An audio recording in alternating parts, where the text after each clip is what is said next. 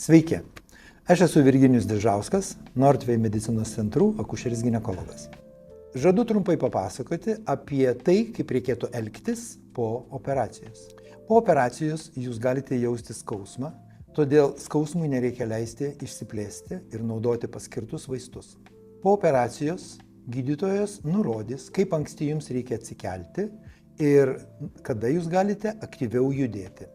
Po kiek skirtingų operacijų kėlimosi intervalas ir judėjimo intensyvumas skirtingas. Pirmomis pooperacinėmis dienomis stenkitės nenuvargti, fiziškai sunkiai nieko nedirbti.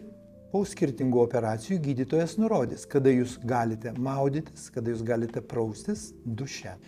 Intymus gyvenimas po skirtingos rūšies operacijų taip pat prasideda skirtingų laikų, todėl įsiklausykite gydytojų nurodymus. Po operacijos naudokite pakankamą ir gausų skysčių kiekį, maistas turi būti lengvai virškinamas, nekeliantis pilvo pūtimo ir vidurių užkietėjimo. Skausmo slopinimui stenkitės naudoti vaistus skirtus gydytojo, o gydytojui atskirai nenurodžius, pradėkite nuo paprasčiausių vaistų sumažinančių skausmus.